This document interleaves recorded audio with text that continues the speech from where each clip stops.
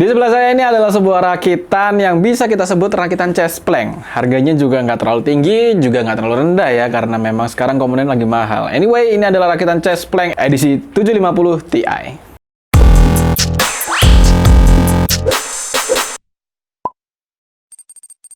Hai, welcome back to One IT Solution. Bersama saya Bayu, dan kali ini kita akan mereview sebuah rakitan nih. Setelah sekian lama kita banyak mereview produk-produk ya seperti yang sebelum-sebelumnya lah ya. Kali ini kita akan mereview sebuah rakitan chest plank. Harganya juga sekitar 7-8 jutaan lah ya. Terbilang cukup tinggi, tapi memang begitulah adanya sekarang. Ya, kita berharap aja semoga harganya cepat turun, karena prediksi terakhir kemarin harga ini bakalan tinggi sampai tahun 2023. Ya berarti masih kurang lebih setahun setengahan lah ya. Ya semoga aja nggak sampai. Semoga aja tahun depan udah selesai ya. Harganya udah balik normal dan kita bisa merakit PC dengan harga normal.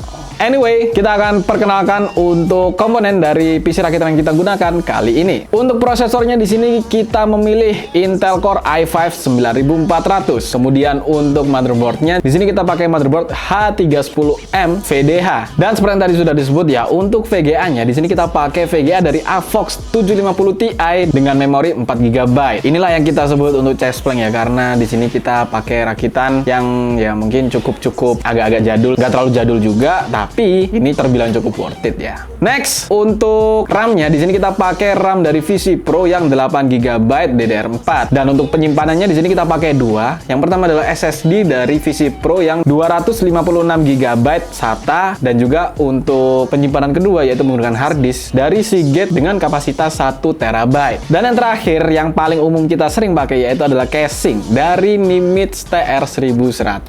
Sudah termasuk 3 fan dan juga power supply bawaan. Dan untuk totalnya dari rakitan ini itu kita mendapatkan harga Rp7.980.000. Harga saat ini di toko kami One IT Solution, nggak di toko lain ya, karena bisa jadi beda harganya. Anyway, untuk rakitan ini memang kita tujukan untuk gaming, tapi apakah bisa untuk streaming? Mungkin kita akan mencoba ya di video setelah video ini diupload ya. Mungkin kalau ini diupload hari Selasa, mungkin hari Jumatnya ya kita akan coba untuk live stream menggunakan rakitan ini. Kira-kira masih bisa atau enggak? Jadi mungkin kalau hari Jumat itu nggak ada live streamnya, tiba-tiba padahal udah kita jadwalkan, berarti itu nggak bisa buat live stream, alias tidak support dan tidak kuat lah, intinya seperti itu. Oke, anyway, setelah kita membacakan untuk komponen yang kita gunakan, kita akan langsung masuk pada pengujiannya. Di sini kita melakukan pengujian di Cinebench dan juga 3D Mark, dan juga beberapa game yang mungkin nggak terlalu baru. Kita pakai game-game yang cukup ringan tapi nggak ringan-ringan juga ya. Ya anyway, udahlah ditonton aja lah daripada kebanyakan bacot. Ini adalah performa dari rakitan chest plank kita kali ini. Untuk pengujian pertama, di sini kita melakukan pengujian pada Cinebench R23. Di Cinebench R23 ini kita melakukan dua pengujian, yaitu multicore dan juga single core. Pada pengujian multicore di sini kita bisa mendapatkan skor yaitu 5.934 poin. Kemudian kita lanjut untuk yang single core. Di sini kita bisa dapat poin yang lumayan cukup bagus, yaitu ada di angka 1049 poin. Next, kita masuk ke pengujian 3D Mark Time Spy. Pada pengujian 3D Mark Time Spy ini kita bisa mendapatkan overall score yang mungkin kurang bagus ya, yaitu ada di angka 1282. Dengan grafik skornya itu ada di angka 1140, dan juga untuk CPU skornya di sini masih lumayan CPU skor ya, karena di sini kita bisa mendapatkan 4406 poin. Dengan grafik tes 1 itu ada di angka 7 FPS, kemudian grafik tes 2 ada di angka 6 FPS. Masuk untuk CPU tesnya di sini kita bisa mendapatkan 14 FPS. Dan dari sini mungkin bisa kita bilang untuk kebutuhan multimedia, editing mungkin ya, atau mungkin ke 3D modeling atau 4D atau apapun itu, mungkin di sini masih kurang rekomen, karena kita lihat dari skor 3D Mark ini aja masih kurang bagus. Tapi apakah untuk streaming masih nggak bagus? Well, mungkin akan segera kita ketahui setelah video ini di-upload, kira-kira akan ada live streamnya atau enggak. Jadi tungguin aja terus di channelnya One IT Solution. Next, kita masuk pada pengujian game. Di sini kita mencoba 6 game yang berbeda, dan di game yang pertama di sini kita cobain adalah Genshin Impact. Pada game Genshin Impact di sini kita menggunakan settingan medium dengan resolusi semuanya akan kita coba di resolusi 1080 pixel. Pada Genshin Impact ini sendiri untuk FPS-nya kita bisa mendapatkan angka 40 hingga 45 FPS, dan mungkin akan ada sedikit peningkatan ketika kita ada di main menu, dan juga salah satunya adalah momen ketika ketika saya iseng-iseng gacha kok tiba-tiba bisa dapat Tartaglia, padahal juga saya sudah fancy ya mainnya ya. Siapa tahu sedikit menebar garam buat teman-teman yang mau gacha tapi gak dapet nih ya. Sorry to say. Next, kita masuk pada pengujian game yang kedua, yaitu Dota 2. Pada game Dota 2 di sini kita menggunakan settingan high dengan resolusi sama 1080. Di sini kita coba biasa pakai invoker dengan full skillnya. Untuk FPS-nya kita bisa mendapatkan FPS terendah di angka 35 FPS, sedangkan untuk FPS tertingginya ya kurang lebih lah ya, kita ada di angka 75 FPS dengan rata-rata stabilnya itu mungkin sekitaran angka 60-an FPS. Ini dengan settingan high kita bisa dapat 60 FPS, tapi kalau misalkan kita masuk ke map yang penuhnya, karena ini masih di training map, jadi kita nggak bisa bilang kalau ini bisa fix 60 FPS. Kemungkinan akan turun di 50 hingga 40 FPS, karena dengan environment yang lebih luas dan juga hero yang lebih banyak. Tapi perkiraan untuk Dota 2 di sini sudah kuat kalau misalkan kalian setting di high ataupun medium. Next, kita juga di sini nyobain Valorant. Di game Valorant ini kita menggunakan settingan medium dengan resolusi 1080. Di sini kita cobain main deathmatch, dan untuk hasilnya kurang lebih ya, di sini kita bisa mendapatkan FPS dari 95 FPS hingga 130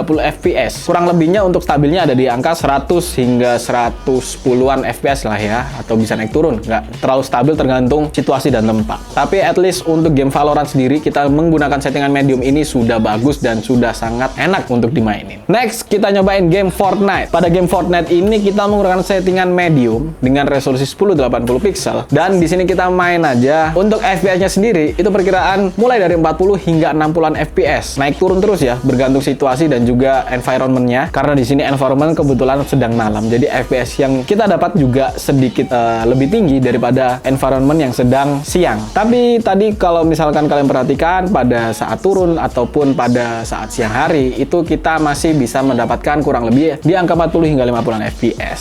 Masih bagus ya. Ini juga masih pada settingan medium dengan 3D resolution-nya kita mentokin di 100%. Turunin presetnya ke low mungkin, itu kalian bisa mendapatkan FPS pastinya di atas 60 stabil tanpa turun di bawah 60 FPS. Jadi untuk game Fortnite menggunakan 750 Ti ini juga sudah oke, udah mantap. Next, kita nyobain juga untuk game Apex Legends. Pada game Apex Legends ini di sini kita menggunakan settingan yang agak bervariasi ya. Ada yang low, ada yang medium, jadi kita sebut aja settingan low to medium dengan resolusi 1080 pixel. Untuk Apex Legends ini kita mungkin mendapatkan FPS yang cukup bagus, yaitu start dari 50 hingga 70-an FPS. Dengan kurang lebihnya stabilnya ada di angka 60-an FPS. Dan ini juga nggak ada patah-patah, nggak ada kayak rendering yang terlalu berat sehingga ada drop FPS. Di sini semua lancar. Untuk game Apex Legends ini juga masih playable saat kita menggunakan 750 Ti ini pada resolusi 1080. Dan yang terakhir, untuk game terakhir ini mungkin game yang jarang kita review, tapi sudah kita persiapkan, jadi kita akan selalu mereview sepertinya untuk game ini, yaitu adalah game GTA 5. Pada game GTA 5 ini kita cobainnya pada settingan low. Kalau di GTA sih tulisannya normal ya, bukan low ya. Dan untuk pengujiannya di sini kita nyobain benchmark yang disediakan oleh game ini sendiri. Untuk hasilnya pada beberapa tempat memang mendapatkan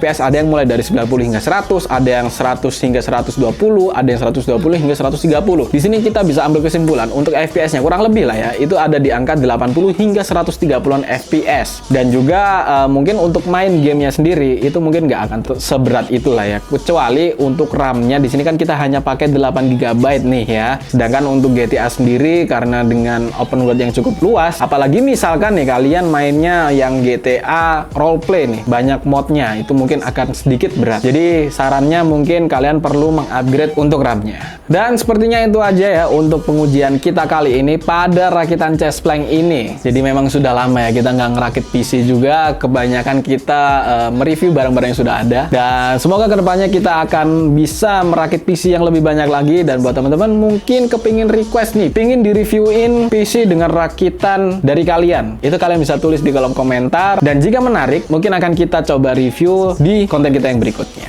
Jadi kesimpulannya untuk PC rakitan ini sudah aman, playable. Sejauh ini dari pengujian ini masih aman banget. Masih bisa mendapatkan FPS di atas 60 dan worth it lah ya. Tapi apakah kalau kita streaming bisa? Itu masih belum kita ketahui. Kita akan coba pada hari Jumat setelah video ini diupload. Dan terima kasih buat teman-teman yang sudah menonton video ini hingga akhir. Jangan lupa untuk klik tombol subscribe dan bunyikan loncengnya supaya kalian nggak ketinggalan video-video terbaru dari kami. Dan jika kalian tertarik untuk membeli PC rakitan ini atau mungkin mau membeli komponen merakit PC, kalian bisa langsung hubungi atau klik link yang ada di kolom deskripsi di bawah ini. Sekali lagi terima kasih, mohon maaf bila saya ada salah kata. Saya Bayu pamit undur diri and peace out.